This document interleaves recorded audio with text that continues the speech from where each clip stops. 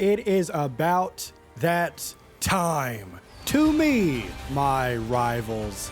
Marvel Rivals has a lot of backstory for each character with Easter eggs for characters that may join the game in the future, and storylines that may be explored in later seasons. It is a lot of reading, so I am here to catch you up so you can keep playing the game. Welcome to another episode of our Marvel Rivals lore series, where this time we learn how Thor Odinson, the god of thunder, became a rival. And we're covering Thor on this episode because it was suggested by Bertolucci, Kyle Thompson, the Polar Grizzly, and Ben White in the comments of previous episodes. If you would like to suggest who we may cover next, simply leave a comment right here on this video, or you could join our Discord server where you could do the same right over there. And if you would like to watch videos early, or you just want to support the channel, consider becoming a YouTube channel member. Members get badges next to their names, access to emotes, early videos like I just mentioned 5 seconds ago, and being a channel member may mean that you are worthy to lift the hammer. There's only one way to find out, brother. And one more note before we begin, I am slightly under the weather, so if I sound a little bit off or if I don't have as much enthusiasm as I usually do, that's the reason. If you want to help me feel better, go down in the comments. Let me know what you thought of Thor Love and Thunder, because personally, a guy like me despised that movie. And with that, welcome to Chapter 1, Gone with the Thunder. The story begins where all stories should. Thor sitting in the Tower of Solitude, which is a magical library prison created by Odin. Thor has been imprisoned by Loki, who usurped the throne of Asgard, and the tower stifles all sound, rendering Thor unable to call for aid in this moment of crisis. From the outside, a rhythmic booming sound grows louder. Thor realizes it is Mjölnir, of course his enchanted hammer, and we learn here that Thor has summoned the hammer silently. And speaking of summoning the hammer silently, it arrives. Very silent. Nobody knows. And it sounds just like this. Boom! Mjölnir breaks through the wall, freeing Thor. He exclaims, "Brother, you have a surprise in store for you." Thor flies out. Nobody could hear it. It's very subtle. Thor flies out, surveying Asgard, where Loki has enslaved workers to extract Chronovium from Yggdrasil, which is the world tree. Thor notes that the ominous glow of Chronovium, it is now infused inside of his hammer and even the Odin force. Thor sees Loki and he lands on the floor very silently. Boom! And Loki has a smirk on his face and says, "Do you not think that I anticipated you would solve this problem the only way you ever solve any problem? That is to say, with brute force. And by the way, I heard you break out of the Tower of Solitude. I've been waiting right here for you for 2 minutes." Thor seizes Loki and smashes him into the palace plaza. Loki counters, stabbing Thor's hand, and is able to escape. Loki begins to mock Thor. "It always makes me chuckle, brother, when you scream, 'Brother,' like we were children." And during this argument, a portal to Hell opens, revealing Hela leading an army of the dead, their eyes glowing with Chronovium. The goddess of death is here, and she looks at Loki and accuses him of overconfidence, but he defends himself. "You love to be at the center of attention, don't you, Hela? Where was I wrong?" Thor's looking over this, growing more and more angry, and he realizes that Loki has allied with Hela. Lightning begins to crackle as he declares, "You betrayed Asgard to Hela?" But Loki argues that his actions are for Asgard's good, and then he begins to mock the inaction of Odin and the failures of the mortal heroes. Hela then summons waves of the dead, including Asgardians, dark elves, trolls, your mother, and others. Thor fights valiantly with Mjölnir, wielding lightning to destroy vast swaths of the army. However, some undead creatures called Nastron crows are immune to Thor's attacks and begin to harass him endlessly. Slowly but surely, Thor's strength begins to wane, but he's determined to fight until his last breath. Hela then dispels her armies, declaring, "Thor, the die is cast. Asgard is Loki's. Your father abandoned it, and you could not protect it. Now Loki will.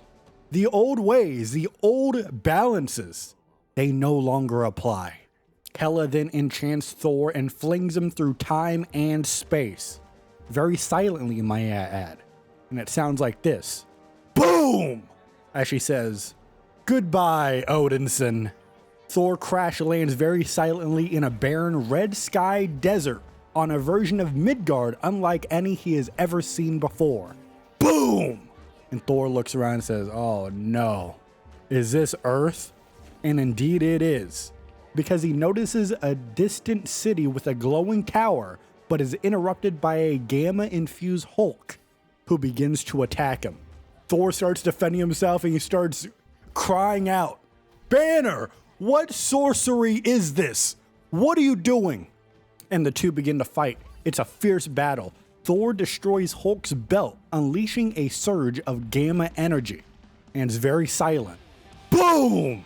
And when the dust settles, Bruce Banner emerges, relieved to see Thor. "Thor, do you know how long we've been looking for you?" "Banner, I need your help." And that, my rivals, is the end of chapter 1. And what a story this was, huh? I like this one a lot. We got some answers. The Loki Hela team up is successful. This is where the plan comes to fruition, and they are successful in doing so. Loki is the king of Asgard, the king of Yggdrasil. Odin forced into Odin's sleep. Thor is banished over to Earth, and we also got some connection to the Hulk, as it says that Thor landed into a desert on Midgard, which is Earth, obviously. So that connects to the Hulk story we read. Now here is where things get a little bit interesting, because so far, you know, with the timeline, we're placing Thor, we're placing Loki in the collapsing timeline, and this is where he gets the plan together, which assumes that at least this Hela in this story is in that same chronoverse, right? In the collapsing one. But if Thor is in that one as well, does that mean that Bruce Banner and Hulk are in the collapsing one too? If so, what are their present day counterparts doing, right? That's gonna be interesting. We're gonna eventually, one way or another, we're gonna get some answers on that one. I'm not sure where that's going, but that's just something I want to plant in your head in these later stories. So just keep that in mind. Also, Hela's got Chronovium already. She is gathering it. Of course, in her story that we read on the previous episode, she wants to conquer everything with Chronovium now that she knows about it and its power. So things are coming together. I like this a lot. But what did you think? What did you think of the story? Did you like it? Did you dislike it? Where do you think this is headed? Where do you think Loki being at the head of Asgard is going to lead to? Let me know. What are your theories? What are your thoughts? Go down in the comments. Also, who do you want us to cover next? We're coming up soon, man. We're almost done with all these chapter 1 stories, and we only got a few left. Very exciting stuff. Also, since we're here, if you're still watching, first of all, I appreciate you very much. Once we get done with all these chapter 1 stories, what do you want to see from the channel next? Because I'll be honest, you know, we started doing these stories pretty much right when the game came out. I've been focused on these stories when I have the time to do them. But I do want to branch out, right? I want to branch out, but I want to know what you're interested in. I got some ideas. We could do a podcast.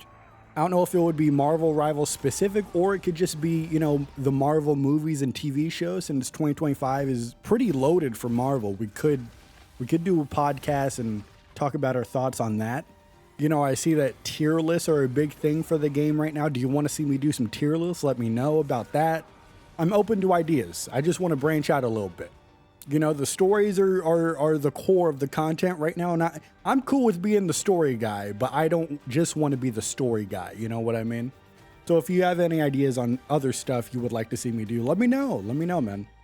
Only exception is you're probably not going to see any like character guides for the game, because I'm not the best at the game.